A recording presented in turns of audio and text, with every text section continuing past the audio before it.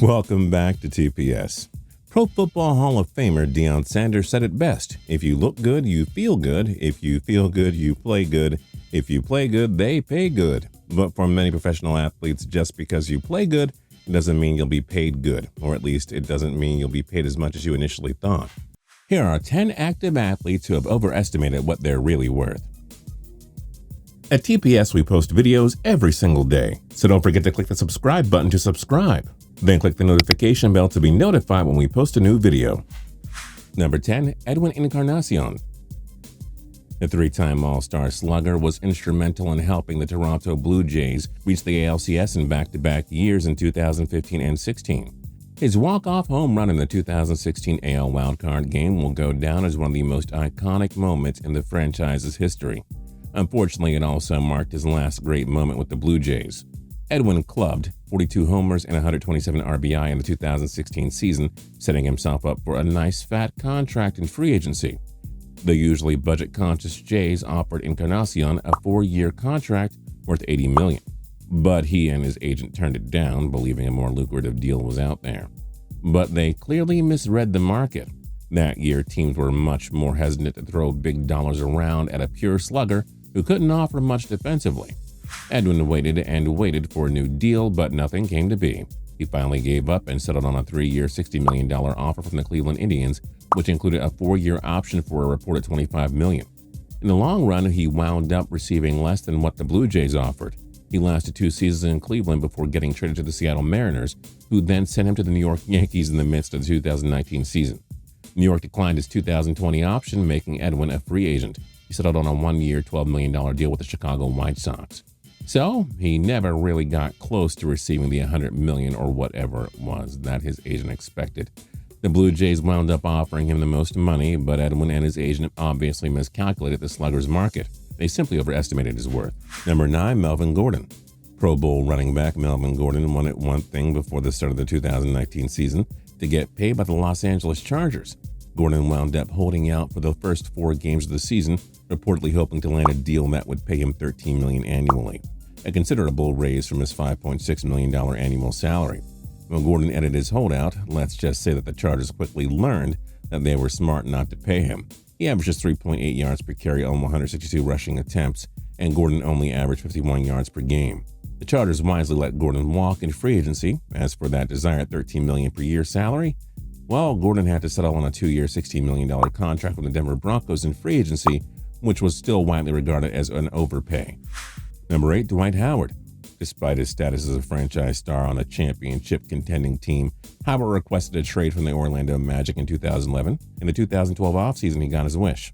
Orlando traded him to the Los Angeles Lakers in a blockbuster deal, aligning D12 with the legendary Kobe Bryant and another future Hall of Famer in Steve Nash.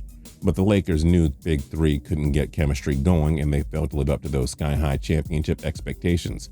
The Lakers finished with a mere 45-37 record, and they were swept out of the first round by the San Antonio Spurs.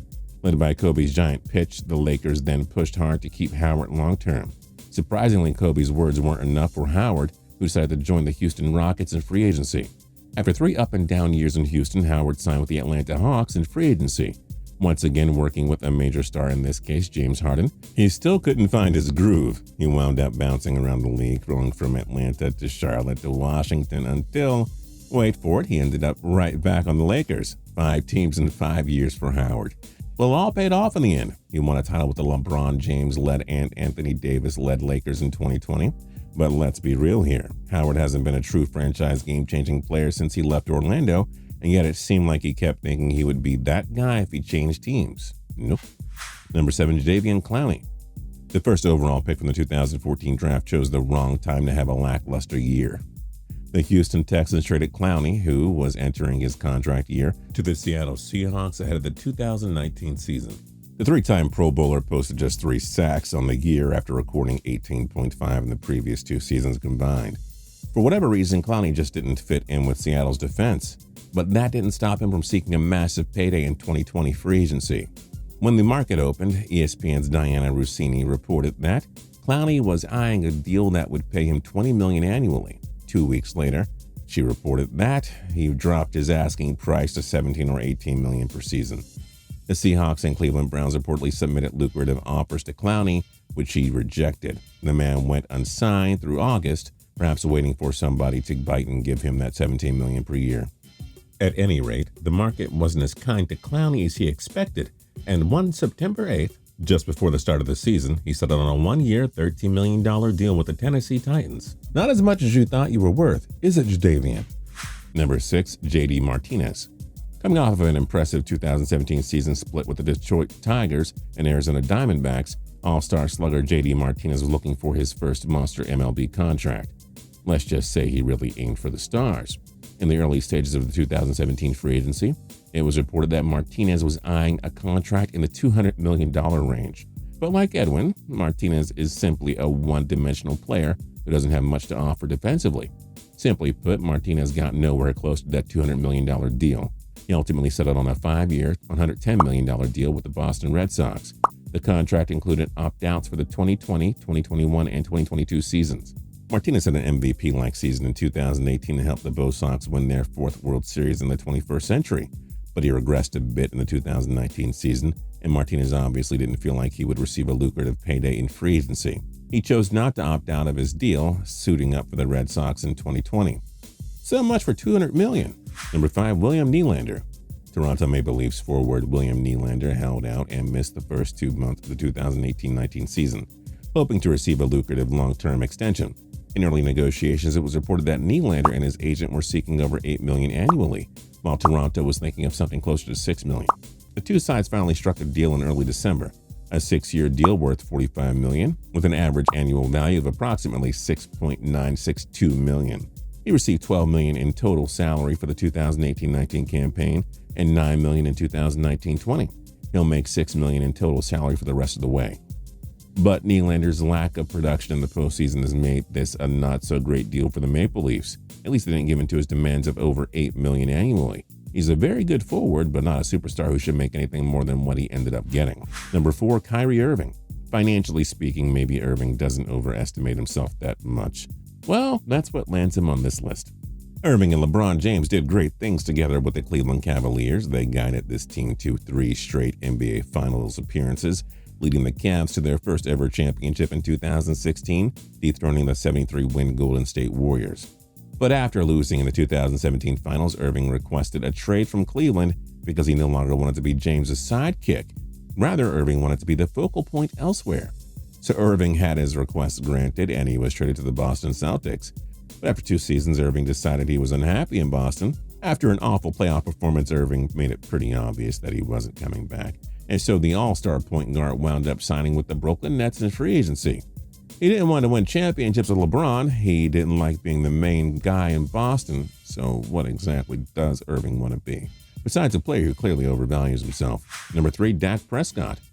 With all due respect to Dak Prescott, who was a top 10 QB in the game, we just think the guy is really overestimating his own value. If he wasn't on America's team, how would you view him as a quarterback? There have been multiple reports about Prescott turning down lucrative extensions for over $100 million. Apparently, he said no to a deal that would have paid him around $33 million annually. Instead of signing a long-term deal ahead of the 2020 season, Prescott decided he'd play it out on the franchise tag. It seems like he's aiming for something closer to $40 million annually. But for a guy with only 1 playoff win through his first 4 seasons, we feel that's a bit much. Prescott's numbers have been great, but we all know that wins are what matters most when evaluating a quarterback's performances. So until we see some more W's, it'll be hard for the Cowboys to justify giving this guy what he thinks he's worth, even if the offense continues to struggle as he recovers from his season-ending injury. Number 2, Le'Veon Bell. Well, this is rather easy to explain. From 2014 to 2017, there wasn't a more explosive game-changing running back than Le'Veon Bell, and the Pittsburgh Steelers tried to pay him as such. Before the start of the 2018 season, the Steelers worked tirelessly to sign Bell. Their final offer was more than a fair price of $70 million over 5 years. In an era where most teams are not interested in paying up for a running back, the Steelers were more than generous with their offer. But Bell said no and decided not to play at all in 2018, believing he could receive an even more lucrative contract in 2019 free agency. Well, Bell learned the cold hard truth once he hit the market. Nobody was going to come close to what the Steelers had previously offered him. Rather than take the $70 million and stay with an annual Super Bowl contender, Bell had to settle on a 4-year, $52.5 million offer from the laughingstock New York Jets. Reports quickly surfaced that head coach Adam Gase was enraged with GM Mike Maccagnan for paying that much money for a running back, and Maccagnan was fired after the draft. In his first year with the Jets, Bell endured his worst season yet as a pro, averaging just 3.2 yards per carry. He finished with only 789 rushing yards and 3 touchdowns. Bell should have just taken that money from a more superior Steelers team, but he got greedy and misread the running back market, costing him millions as well as the chance to win a Super Bowl. And number 1, Bryce Harper. Well before Harper hit the 2018 free agency, there was speculation about him possibly receiving baseball's first $400 million contract. The 2015 NL MVP calmly said, "Don't sell me short," when asked about the possibility of receiving such a deal. But Harper isn't exactly worth that much money, you see. His peers have voted him as the most overrated player in baseball. I mean, yeah, he was a young phenom and all when he broke into the league, but Harper isn't even close to being on the same level as guys like Mike Trout, Aaron Judge, and Mookie Betts. At any rate, Harper didn't come all that close to the $400 million he apparently thought he was getting. Instead, he settled on a 13-year, $330 million pact from the Philadelphia Phillies, and even that was a massive overpay according to many.